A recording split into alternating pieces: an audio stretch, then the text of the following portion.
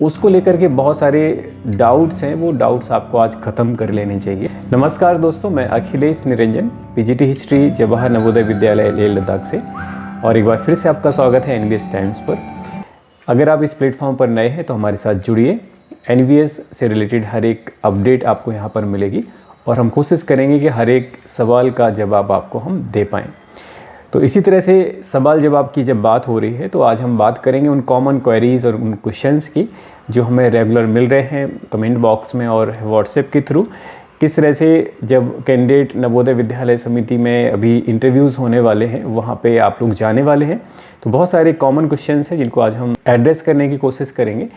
तो उन्हीं में से पहला सवाल जो है वो है लैंग्वेज। तो सबसे पहले बात करेंगे, एक बड़ा सा कॉमन सा सवाल है कि हम इंटरव्यू देने के लिए जा रहे हैं तो इंटरव्यू की भाषा क्या होनी चाहिए। लैंग्वेज को लेके बहुत सारे डिबेट्स और डिस्कशन है, स्पेशली जो लैंग्वेज टीचर्स हैं या जो हिंदी और अगर हम बात करें इंग्लिश की, उसमें जो इंटरव्यू देने जा रहे हैं तो इन दो सब्जेक्ट में बहुत ही इंटरेस्टिंग हमें सवाल मिले हैं। लेकिन मेरा क्या ओपिनियन है वो मैं आज आपके साथ साझा करूँगा, और मेरा इंटरव्यू में जो लैंग्वेज थी वो क्या थी वो भी आपके साथ आज मैं बताने वाला हूँ। So basically language is not a barrier. Basically आपका जो एक्सप्रेशन है, आप किस तरह से इंटरव्यू में अच्छे तरीके से अपने जो थॉट्स हैं, अपनी बात है, अपना पक्ष है, वो जिस भाषा में भी आप अच्छे से रख सकते हैं उस भाषा का आपको चयन करना चाहिए। आप देखते हैं बहुत सारे कैंडिडेट्स हैं जो नॉर्थ इंडिया से बिलोंग करते हैं और बहुत सारे सवाल हमें मिल रहे थे कि सर हमारा इंग्लिश पर कमांड बहुत अच्छी नहीं है, और स्पेशली ये प्रॉब्लम तब और बड़ी हो रही है उन कैंडिडेट्स के साथ जो टीजीटी या पीजीटी इंग्लिश के लिए इंटरव्यू देने जा रहे हैं। तो इसमें घबराने वाली बात नहीं है। अगर आपकी स्पोकन इंग्लिश बहुत अच्छी नहीं है, अगर आप इंग्लिश के लिए इंटरव्यू दे रहे हैं तो कोई घबराने की बात नहीं है। बेसिकली आपकी कम्युनिकेशन स्किल्स कैसी हैं वो वहाँ पर देखी जाती है। क्या आपके जो एक्सप्रेशंस हैं वो इफ़ेक्टिव है कि नहीं, किस तरह से आप पूरे क्लासरूम को एंगेज कर पाएंगे कि नहीं कर पाएंगे। सो बेसिकली इसमें आपका जो कॉन्फिडेंस है, आपका एक्सप्रेशन है, इन सारी चीज़ों को लेकर के आपको जज किया जाएगा। तो लैंग्वेज को लेकर परेशान मत होइए। अगर आपकी स्पोकन इंग्लिश अच्छी नहीं है तो आप हिंदी में ही जवाब दे सकते हैं। अन्य विषय में अगर हम बात करें तो भाषा लैंग्वेज में एक और सब्जेक्ट आता है हिंदी।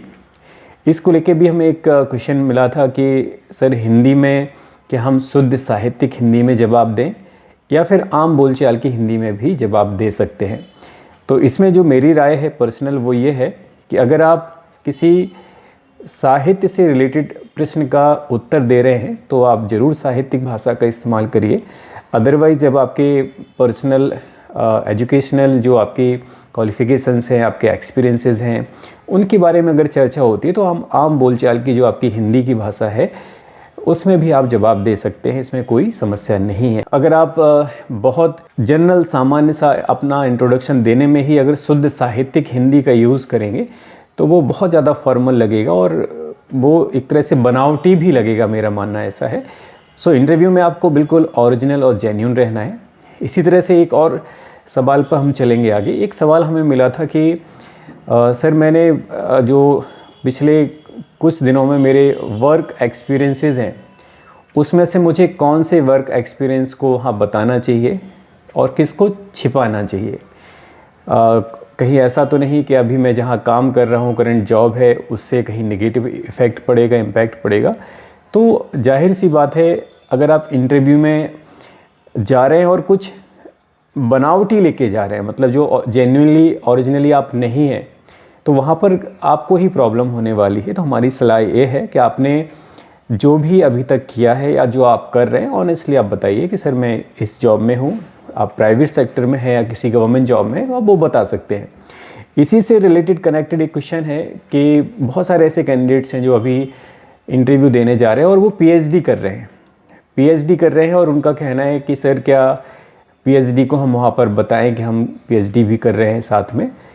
तो ये क्वेश्चन मेरे साथ पर्सनली क्यों कनेक्ट कर रहा है, रिलेट करता है, तो वो मैं बताऊंगा आपको कि जब मैं इंटरव्यू देने गया पीजीटी हिस्ट्री के लिए तो उस समय मैं भी पीएचडी कर रहा था। और जैसे हम पहले भी वीडियोज़ में हमने इस विषय पे चर्चा की है कि इंटरव्यू की दिशा कहीं ना कहीं कैंडिडेट खुद तय कर सकता है अगर आप उस लेवल से तैयारी करके जाते हैं एक प्लानिंग के साथ। जैसे मैं अगर अपने इंटरव्यू का एक्सपीरियंस बताऊं तो मैंने पीएचडी में जब कर रहा था तो साथ में जो टॉपिक है उससे रिलेटेड जो क्वेश्चंस हो सकते हैं, या फिर हम कह सकते हैं कि एंशिएंट हिस्ट्री में एक टॉपिक था मेरा, वो था बुद्धिस्ट स्कल्पचर आर्ट, बौद्ध मूर्ति कला बेसिकली।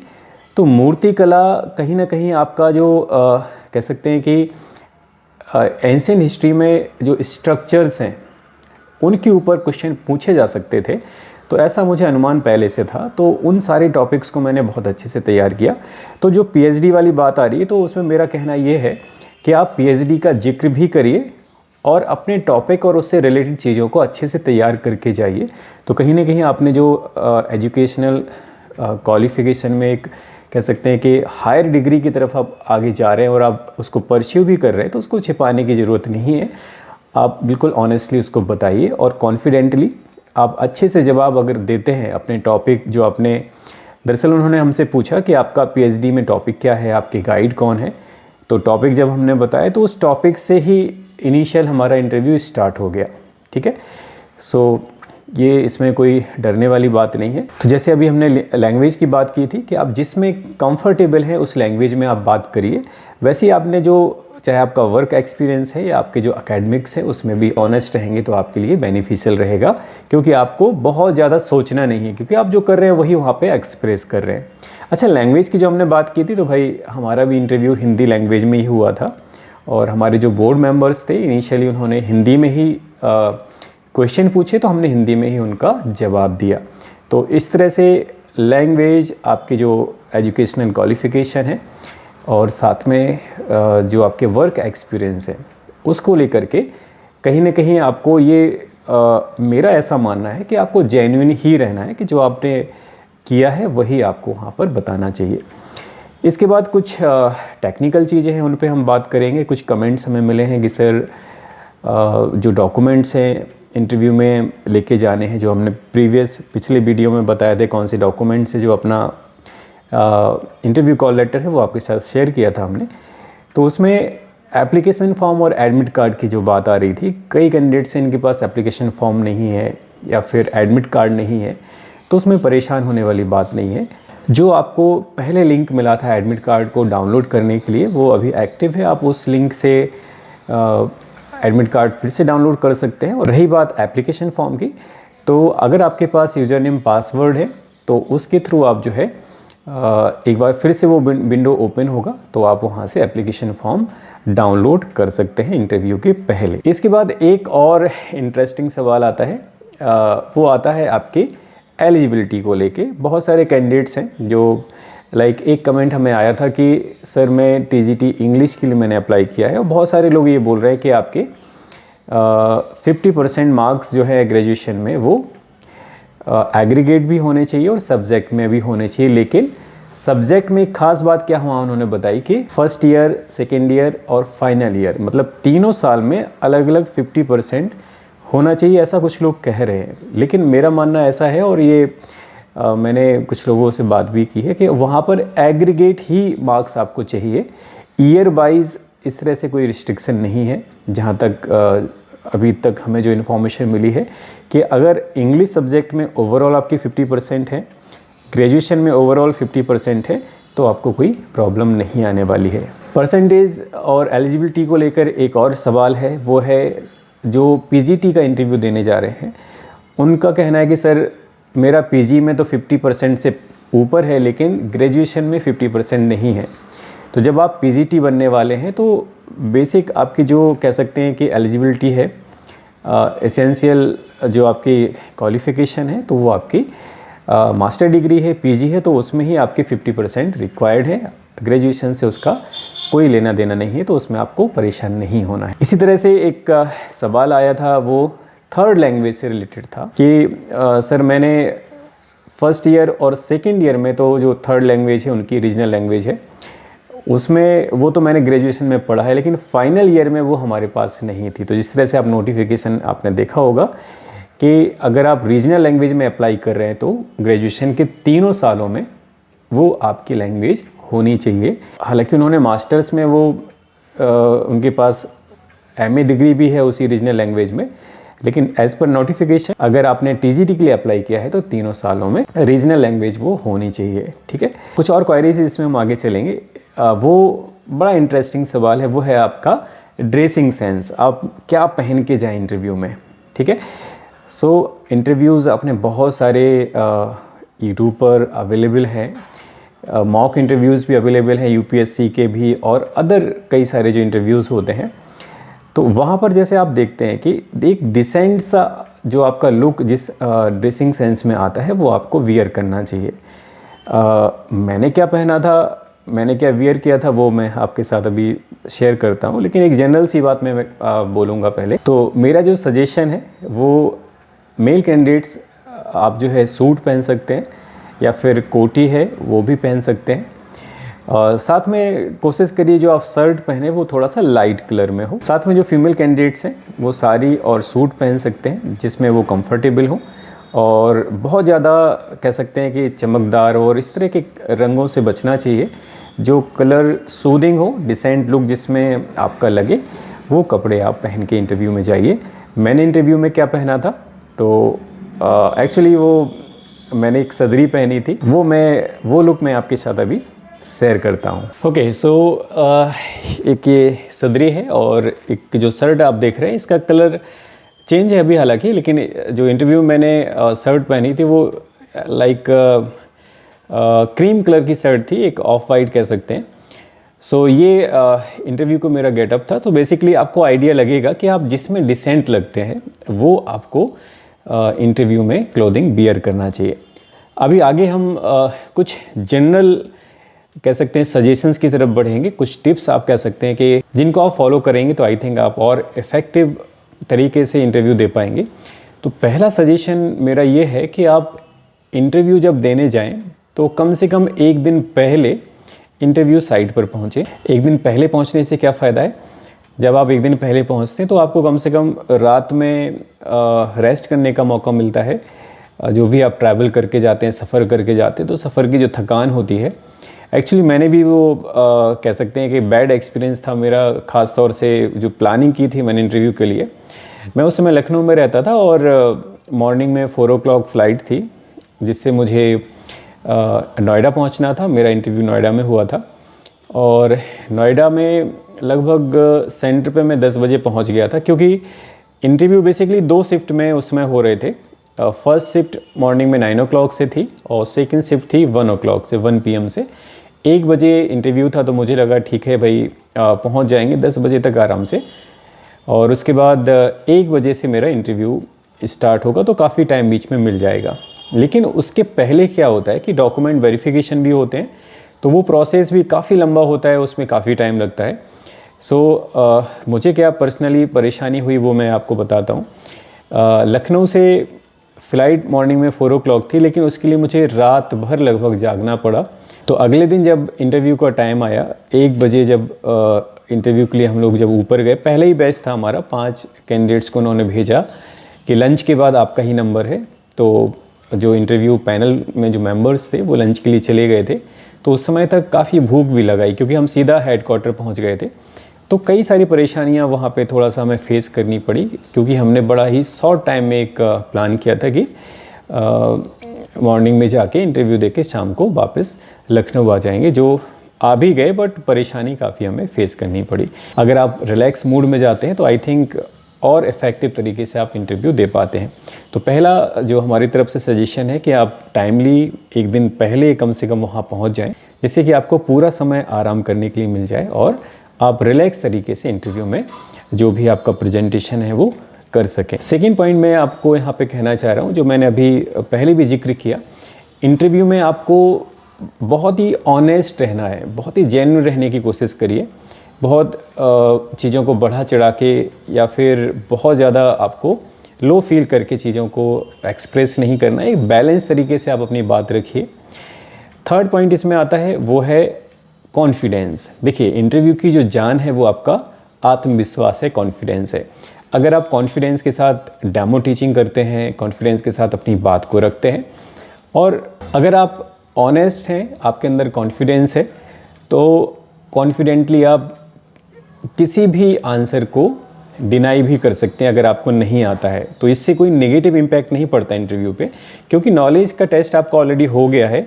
अगर आपको कोई चीज़ नहीं आ रही तो आप सॉरी बोल के उसको कह भी सकते हैं कि सर मुझे ये इस सवाल का जवाब नहीं मालूम है। तो उसे कोई इंटरव्यू बोर्ड इस तरह से नेगेटिवली नहीं लेता है, क्योंकि पैनल में आप देखेंगे जो आपके एक्सप्रेशन है, पर्सनैलिटी है, मेंबर्स का फोकस उस पर होता है कि एज ए टीचर वो आपको एज्यूम करते हैं कि एज ए टीचर आप जब क्लासरूम में जाएंगे तो कितना इफेक्टिव होंगे, किस तरह से क्लास को कैसे आप इंगेज कर सकते हैं। तो कोशिश करिए। जैसे एक सजेशन भी दिया जाता है कि आप जब इंटरव्यू बोर्ड में हैं, भले ही किसी मेंबर ने आपको सवाल पूछा है, आपका आई कांटेक्ट हर एक मेंबर के साथ होना चाहिए, एक इंगेजमेंट होना चाहिए, जिससे कि उनको भी लगे कि ये कैंडिडेट जो है लाइक जब टीचर बनेगा क्लास में जब पढ़ाएंगे ये, तो उनका जो फोकस है वो केवल उस बच्चे पे नहीं होगा जिसने सवाल पूछा है, या केवल ये कुछ बच्चों को टारगेट नहीं करेंगे। एक तरह से पूरी क्लास को कैसे इंगेज आप कर सकते हैं, वो अपनी काबिलियत आप बोर्ड मेंबर्स को इंगेज करके दिखा सकते हैं। तो आई कांटेक्ट एक काफ़ी इंपॉर्टेंट फीचर है। अच्छा, जाते जाते एक और सवाल जो हमारे मन में आ रहा है वो है सर्टिफिकेट को लेके, स्पेशली जो रिजर्व कैटेगरी में है, कास्ट सर्टिफिकेट की बात कर रहे हैं। बहुत सारे ऐसे कैंडिडेट्स हैं जिनका कहना है कि सर मेरे पास स्टेट गवर्नमेंट ने जो इशू किया है वो कास्ट सर्टिफिकेट तो नोटिफिकेशन में जो लास्ट डेट थी ऑनलाइन एप्लीकेशन फॉर्म भरने की उसके पहले का है, बट सेंट्रल गवर्नमेंट के फॉर्मेट पर उन्होंने नहीं बनवाया है। तो परेशान होने वाली बात नहीं है। अगर आपका caste certificate online application form fill करने की लास्ट डेट के पहले का बना हुआ है, चाहे वो स्टेट गवर्नमेंट ने ही क्यों ना बनाया हो, फिर भी आप सेंट्रल गवर्नमेंट फॉर्मेट पे उस बेस पर एक कास्ट सर्टिफिकेट आप बनवा के जाइए, क्योंकि जब आपकी ज्वाइनिंग होती है तो उसमें वो सेंट्रल गवर्नमेंट फॉर्मेट पे ही आपका कास्ट सर्टिफिकेट एक्सेप्ट करते हैं, इस स्टेट का नहीं चलता है। सो फाइनल सिलेक्शन के बाद आपको ज़रूरत पड़ेगी, अगर आप अभी वहाँ पर सबमिट नहीं करते हैं तो अंडरटेकिंग आपको वहाँ देनी पड़ेगी कि मैं विद इन 1 वीक और 15 डेज़ मैं उसको सबमिट करा दूंगा, क्योंकि उसमें फिर परेशानी होती है। सो पहले से ही आप उसको सेंट्रल गवर्नमेंट के जो फॉर्मेट हैं, आप नोटिफिकेशन देखेंगे नीचे अनेक्सर्स उसमें लगे हुए हैं अलग अलग कैटेगरी के लिए, चाहे वो EWS है, SC ST है या OBC है। सो बेसिकली वो आप देख लीजिए, सेंट्रल गवर्नमेंट के फॉर्मेट पे कास्ट सर्टिफिकेट आप बनवा लीजिए। अब कास्ट सर्टिफिकेट में एक और फैक्टर है, वो है कि ऑनलाइन फॉर्म फिल करने की लास्ट डेट के बाद का अगर किसी का कास्ट सर्टिफिकेट है तो इसमें प्रॉब्लम भी हो सकती है, लेकिन आपको इंटरव्यू में ज़रूर जाना है। अच्छा, एक बात और है कि अगर आप सेंट्रल गवर्नमेंट के फॉर्मेट पे आपने रिसेंटली अपना कास्ट सर्टिफिकेट बनवाया है तो उसके साथ अपना पुराना वाला कास्ट सर्टिफिकेट भी लेके जाइए, मतलब दोनों आपको लेके जाना है, स्टेट गवर्नमेंट का भी और सेंट्रल का भी, ठीक है। साथ में एक और अंत में हम आपको सजेशन देना चाहेंगे कि आपके जो अचीवमेंट्स हैं अभी तक के, चाहे वो एकेडमिक हों या CCA के हों, जैसे आपने नेट क्वालिफाई किया है, आपने JRF क्वालिफाई किया है, या स्पोर्ट्स में आपके कुछ अचीवमेंट्स हैं, तो उन चीज़ों को अपनी फाइल में ज़रूर लगाइए, क्योंकि इन सब चीज़ों का काफ़ी इफ़ेक्ट पड़ता है आपकी पर्सनैलिटी पे। तो एकेडमिक जो रिकॉर्ड है, जो आपने ऑनलाइन फॉर्म फिल करते समय भरे थे, वो तो फॉर्मली आपको लेके ही जाना है, लेकिन इसके अलावा भी आपके, जैसे आप PhD कर रहे हैं, आपके कुछ रिसर्च पेपर पब्लिश हुए हैं, तो उनको भी आप उसमें लगा सकते हैं, लेकिन एक सीक्वेंस में डॉक्यूमेंट्स को आप वहाँ पे लगाइए। सो हमारी तरफ से ये सजेशंस थे कि आप जेन्युइन रहिए, जिस लैंग्वेज में आपकी पकड़ है उस लैंग्वेज में आप जवाब दीजिए। हिंदी का जो इंटरव्यू देने वाले हैं तो आपको हिंदी साहित्य के सवालों पे साहित्यिक हिंदी का इस्तेमाल करना चाहिए, अदरवाइज़ आप नॉर्मल या जो कॉमन हिंदी है, ऑर्डनरी जो हम लोग बातचीत आम बोलचाल की भाषा है, उसको भी इस्तेमाल कर सकते हैं। सेम हिंदी जैसे इंग्लिश में भी है कि अगर आप स्पोकन इंग्लिश आपकी अच्छी नहीं है तो आप जो है हिंदी में भी आप जवाब दे सकते हैं, कोई परेशानी नहीं है, बस आपका कॉन्फिडेंस अच्छा होना चाहिए। और साथ में आने वाले जो इंटरव्यूज़ हैं उसके लिए आप सबको बहुत बहुत शुभकामनाएं। नेक्स्ट वीडियो में हम अपने इंटरव्यू एक्सपीरियंस को आपके साथ शेयर करेंगे, जो हर एक कैंडिडेट के लिए बेनिफिशियल भी होगा, और स्पेशली जो हिस्ट्री सब्जेक्ट में तैयारी कर रहे हैं, बहुत दिनों से हमें मैसेज मिल रहे थे कि सर हिस्ट्री सब्जेक्ट में कैसे प्रिपरेशन करें, इंटरव्यू कैसे दें और आपका अनुभव क्या था। एक्चुअली अभी तक मैंने वो एक्सपीरियंस शेयर नहीं किया आपके साथ, तो हमारे साथ बने रहिए इस प्लेटफॉर्म पर। आपको बहुत ही कह सकते हैं जेन्युइन और ऑथेंटिक इन्फॉर्मेशंस यहाँ पे मिलेंगी। अगर आपने चैनल को सब्सक्राइब नहीं किया है तो ज़रूर कर लीजिए, क्योंकि रेगुलर अपडेट्स आपको मिलेंगी तो आपको ही फ़ायदा होगा। सो इस वीडियो में अंत तक बने रहने के लिए आपका बहुत बहुत धन्यवाद। मिलते हैं नेक्स्ट वीडियो में। Best of luck.